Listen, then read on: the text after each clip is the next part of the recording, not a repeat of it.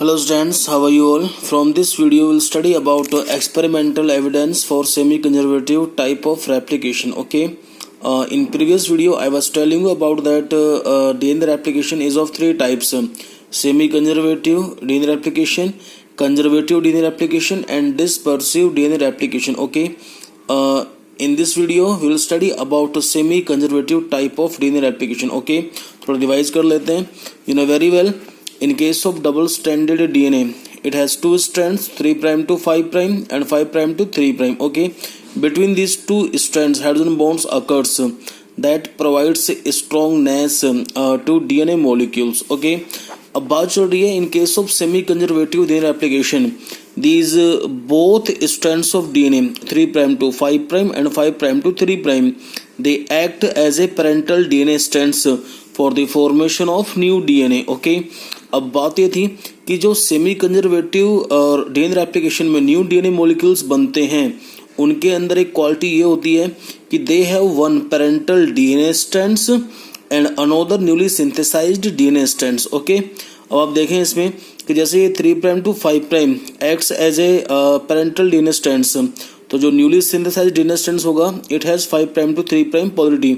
अब देख लें इस एक डीएनए मॉलिक्यूल्स के अंदर, डबल स्टैंडर्ड डीएनए मॉलिक्यूल्स के अंदर एक तो पेरेंटल डीएनए स्ट्रैंड्स है, this one, and another is newly synthesized DNA strands. Okay, ऐसे दूसरे डीएनए मॉलिक्यूल्स बनाने में अब जैसे 5' टू 3' जब काम करेगा as a parental DNA strands, जैसे आप देख लें 5' टू 3', तो जो न्यूली सिंथेसाइज्ड डीएनए स्ट्रैंड्स होगा it has 3' to 5' polarity. Okay, तो ये कैरेक्टरिस्टिक्स होती है in case of semi-conservative DNA replications. Okay, कि newly synthesized DNA molecules has one parental DNA strands and another newly synthesized DNA strands. Okay, फिर क्या था कि 1958 में Matthew Meselson and Franklin Stahl named scientist did their experiment to prove semi-conservative DNA replication. Okay, they selected E. coli bacteria for their experiment. Okay, अब इसमें क्या है, इस एक्सपेरिमेंट में 3 केसेस हैं बेटे. ठीक है,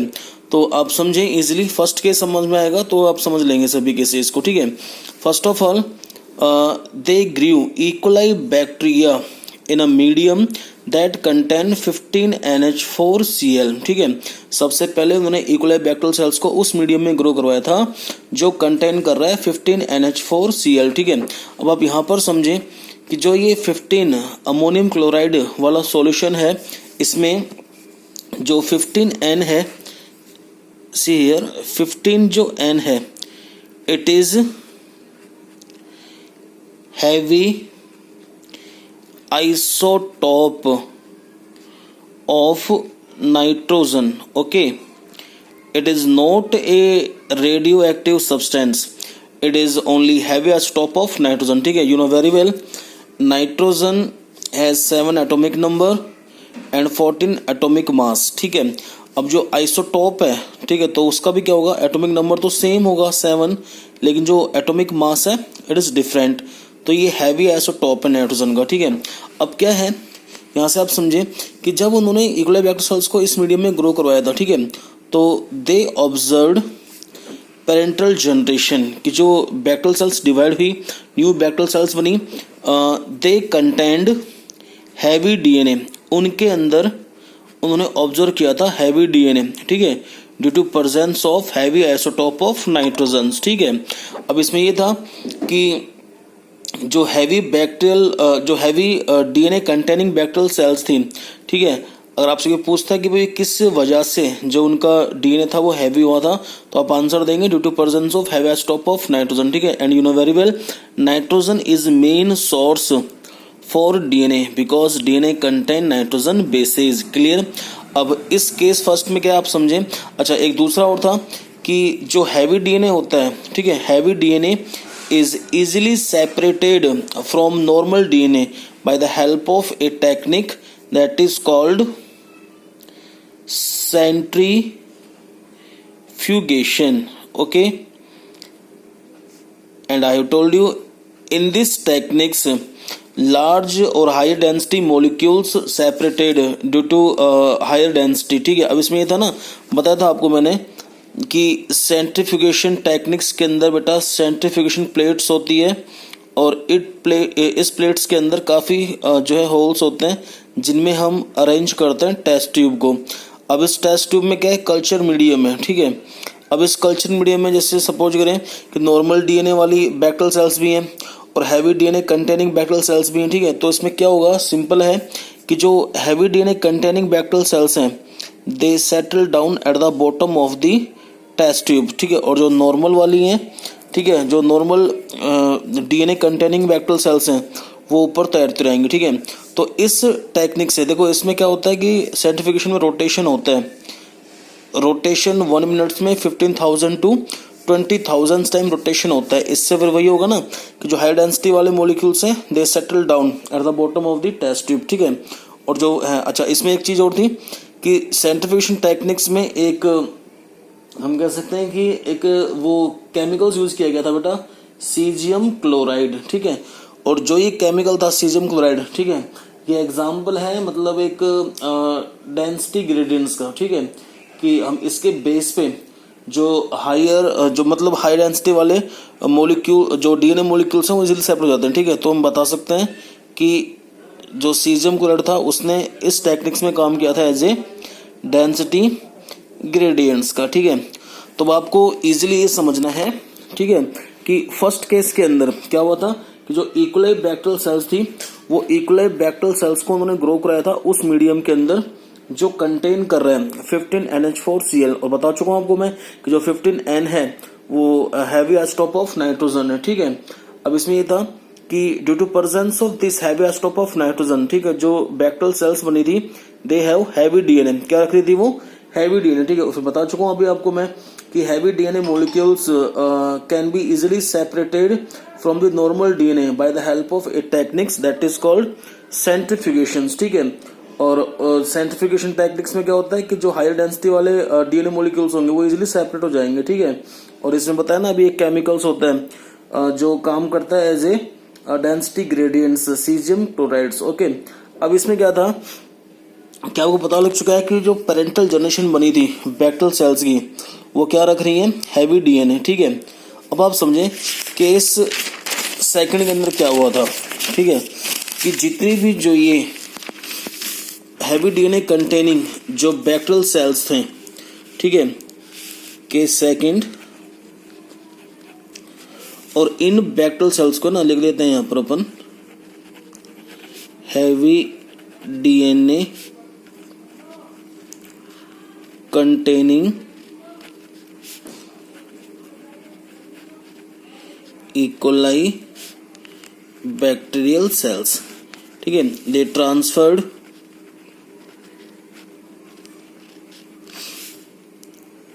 into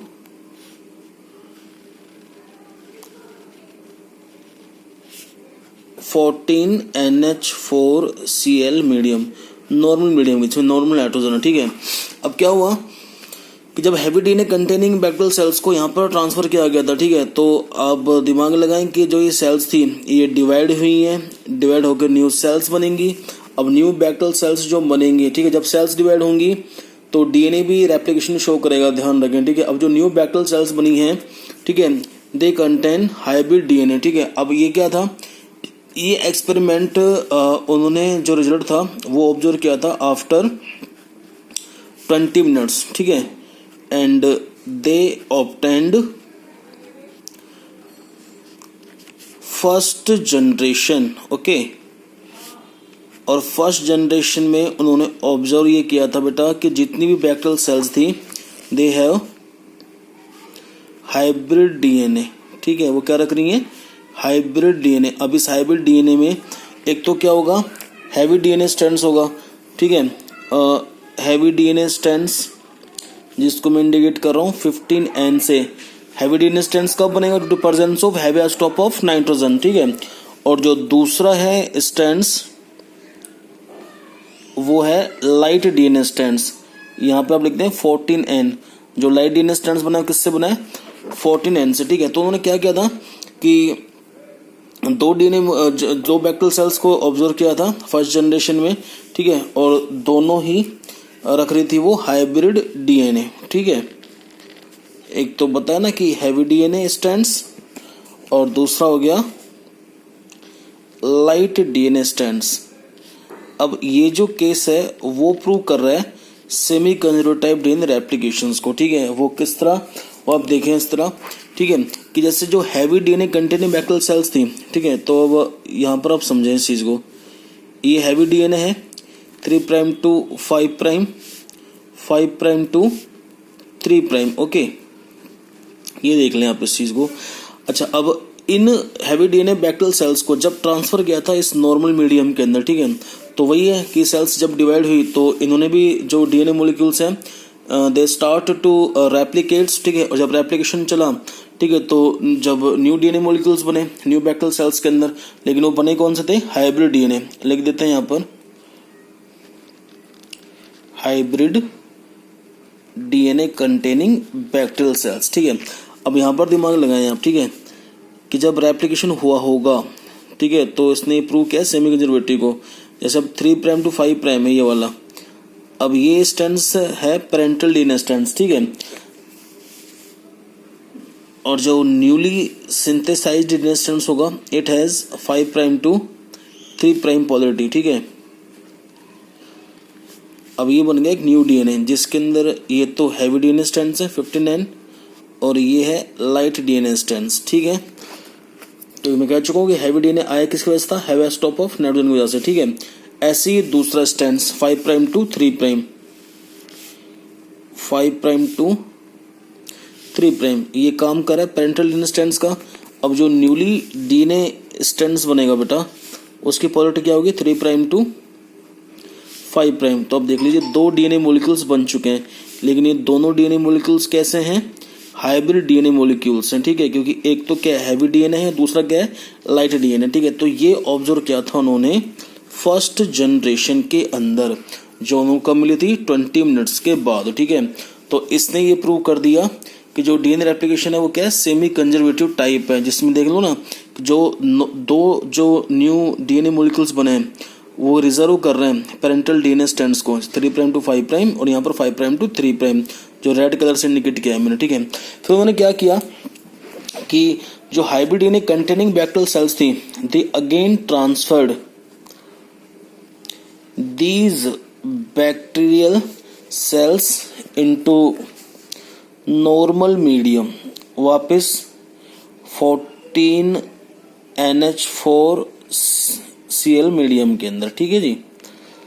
फिर दे ऑब्जर्व्ड सेकंड जनरेशन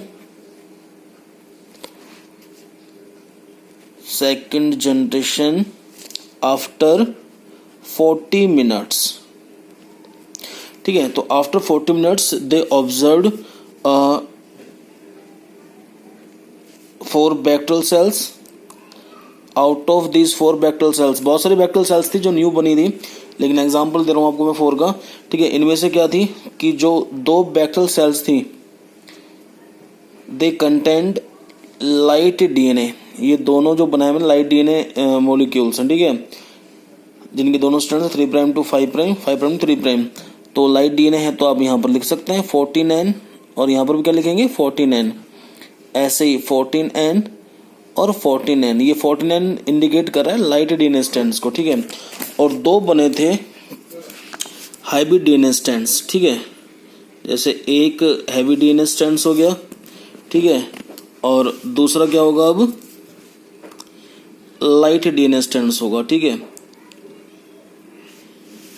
तो ये तो 14N बेटे, ठीक है, और जो रेड कलर से मैंने शो किया हुआ है ये क्या है हैवी डीएनए, और 15N heavy stop of nitrogen की उससे बनेगा ये, ठीक है। और ऐसे ही दूसरा बना था हाइब्रिड डीएनए, ठीक है। ये किस तरह बने थे बताऊंगा अभी आपको, पहले समझ लें। 14N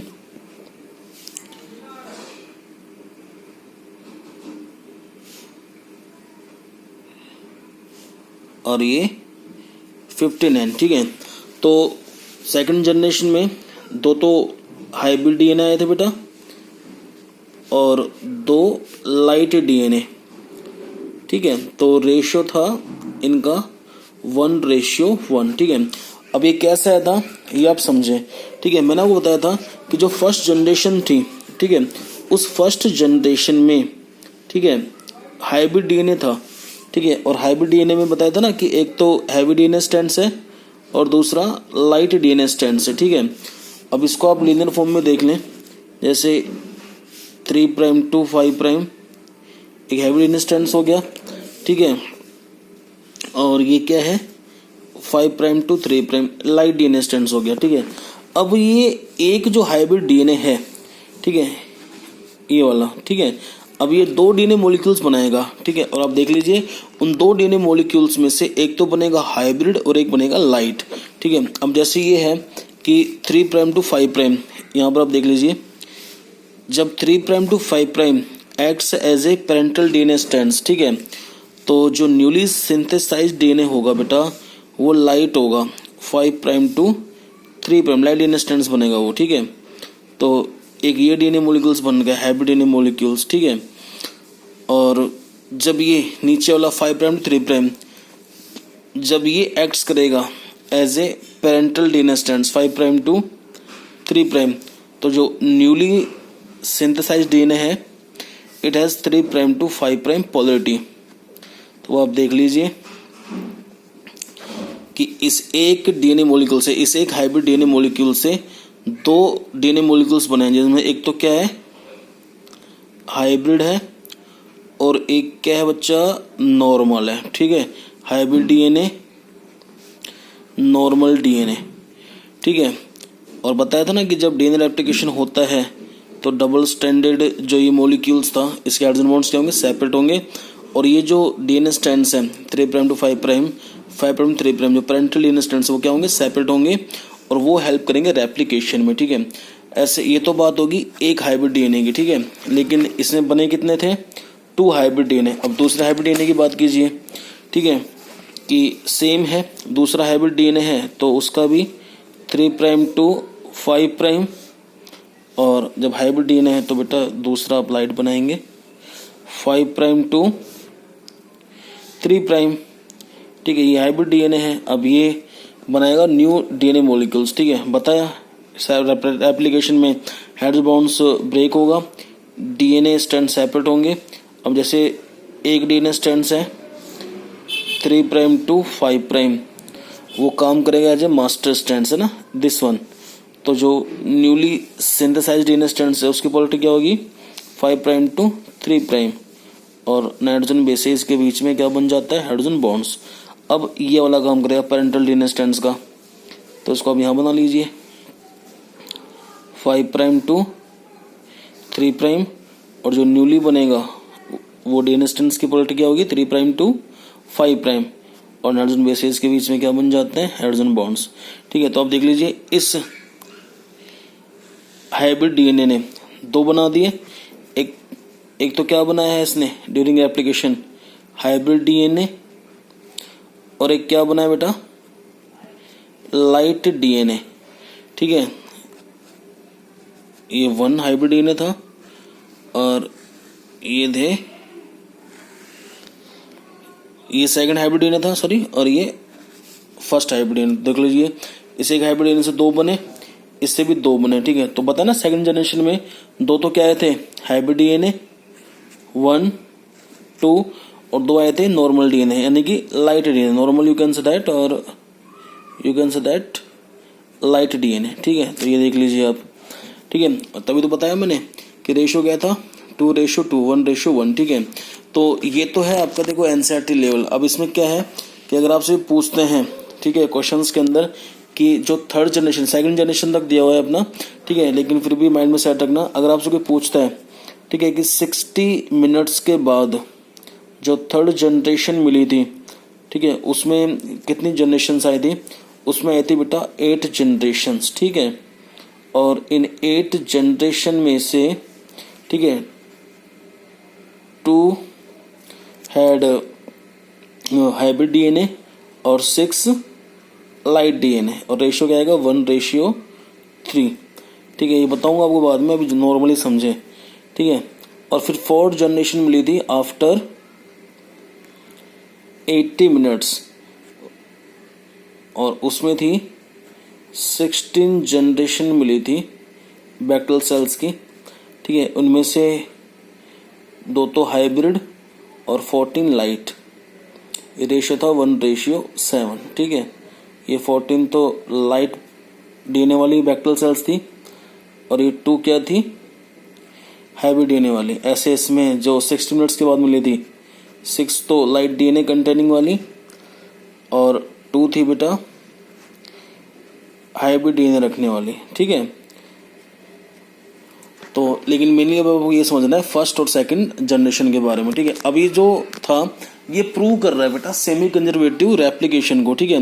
बता चुका हूँ आपको मैं कि जो सेमी कंजर्वेटिव डीएनए रेप्लिकेशन होता है उसमें जो न्यूली डीएनए मॉलिक्यूल्स बनते हैं, ठीक है, उनमें क्या होगा, एक तो न्यूली नए डीएनए मॉलिक्यूल्स के अंदर एक तो क्या होगा, पेरेंटल डीएनए स्ट्रैंड्स होगा। आप देख लीजिए, अब जो ये 3' to 5' में ये क्या है, पेरेंटल डीएनए स्ट्रैंड्स है, ठीक है। और दूसरा क्या है, न्यूली सिंथेसाइज्ड डीएनए स्ट्रैंड्स है। तो देख लीजिए, और ऐसे इस वाले केस में जो 5' 3' था ये वाला, ये तो क्या है, पेरेंटल डीएनए स्ट्रैंड्स है, और 3.5' क्या है यहाँ पर, न्यूली डीएनए स्ट्रैंड्स है। तो ये एग्जांपल है सेमी कंजर्वेटिव का, ठीक है। इसमें सिंपल सी बात यह है कि जो न्यू डीएनए मॉलिक्यूल्स होते हैं, ठीक है, they have 1 parental DNA strands and 1 newly synthesized DNA strands, okay. After this Taylor name scientist did his experiment on Vicia faba. उसका मैं छोटा सा एक नेक्स्ट वीडियो है वो भेज दूंगा आपको, ठीक है, समझे। Okay, thank you.